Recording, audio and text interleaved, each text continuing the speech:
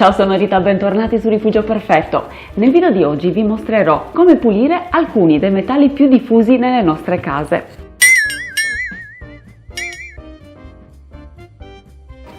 Pensiamo alle stufe, alle griglie, alle bistecchiere, ai barbecue, alle piastre del piano cottura. Dobbiamo fare attenzione agli urti e alla ruggine. Per la pulizia possiamo usare anche il detersivo per i piatti che ha pH neutro, come possiamo vedere dal colore della cartina tornasole. Possiamo usare anche delle pagliette metalliche saponate.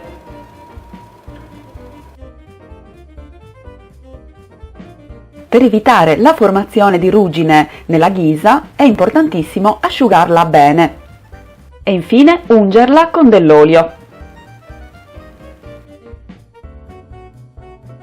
L'acciaio lo troviamo nelle stoviglie, nel lavello, nel piano cottura, negli elettrodomestici, eccetera. Dobbiamo fare attenzione ai graffi e dedicargli delle cure costanti per evitare macchie e aloni. Per la pulizia usiamo delle spugne non abrasive e panni in microfibra. A seconda dello sporco può essere pulito con sostanze alcaline, neutre o leggermente acide. Per lo sporco leggero va bene anche un panno in microfibra leggermente inumidito.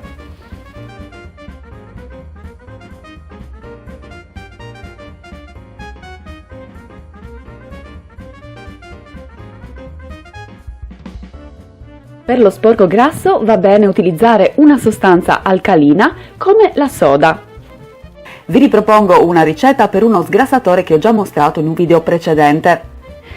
300 g di acqua, 100 g di soda, 100 g di detersivo per i piatti concentrato. Per lo sporco calcareo vanno bene soluzioni leggermente acide. Possiamo preparare un detergente con metà acqua e metà aceto o con acido citrico, che è nettamente da preferire perché è meno inquinante rispetto all'acido acetico e non dà problemi anche se siete allergici al nickel. In questo caso 200 ml di acido citrico, 800 ml di acqua per ottenere 1 litro di prodotto. Per lavare le stoviglie molto grasse o ad esempio le griglie della K, le possiamo immergere in 6 litri di acqua e 3 cucchiai di soda. In ogni caso l'acciaio va sempre risciacquato e asciugato bene. E infine si passa alla lucidatura, che può essere fatta passando dell'olio con uno Scottex o un panno asciutto, oppure anche un detergente per i vetri. Per togliere gli aloni dopo il lavaggio, ad esempio per i bicchieri, possiamo passare un panno asciutto vaporizzato con aceto, però facciamo attenzione che il panno non sia troppo umido.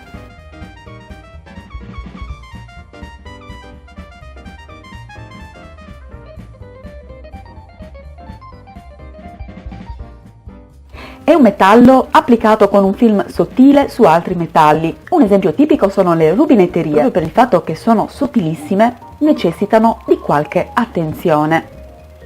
Rispetto all'acciaio è più sensibile alle sostanze molto acide e quelle con cloro. E il fatto che la maggior parte degli oggetti cromati si trovi in bagno non ci facilita il lavoro. Queste sostanze possono penetrare all'interno delle crepe sottili dello strato superficiale e causare corrosione, che una volta che si crea è impossibile da togliere. Per la pulizia quotidiana è consigliabile utilizzare dei detergenti neutri, risciacquare e asciugare, dopodiché si passa alla lucidatura.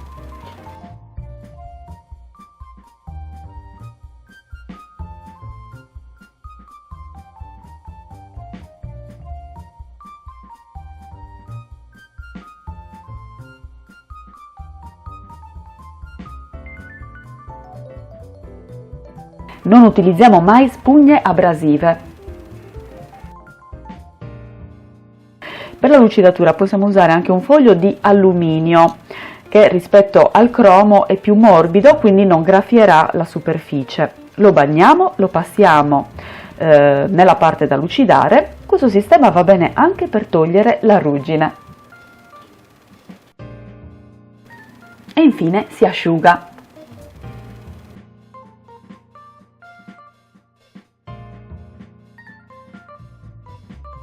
Il rame è un metallo molto resistente. Se è verniciato lo possiamo pulire con un detergente neutro, se non è verniciato con detergenti speciali. Viene impiegato nelle stoviglie perché non modifica il sapore delle pietanze. Per la pulizia del rame andrà benissimo l'aceto e il sale fine o il succo di limone e il sale. Mescoliamo bene gli ingredienti per sciogliere il sale, li applichiamo con un panno morbido, lasciamo agire qualche minuto, dopodiché strofiniamo bene fino a quando la superficie non sarà perfettamente lucida e splendente.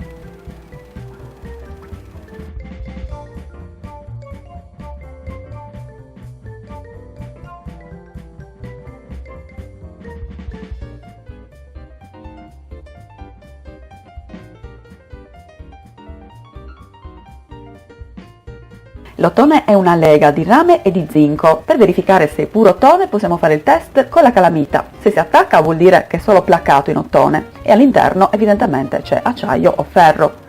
Nelle nostre case è presente nelle maniglie delle porte, nelle aste delle tende e nei vari oggetti decorativi. Per la pulizia possiamo utilizzare lo stesso metodo per il rame, oppure se non è particolarmente sporco possiamo passare un panno umido e asciugarlo con un panno in microfibra. Con l'argento dobbiamo fare attenzione all'ossidazione e ai graffi. Per la manutenzione ordinaria possiamo spolverarlo con un panno umido e asciugarlo bene.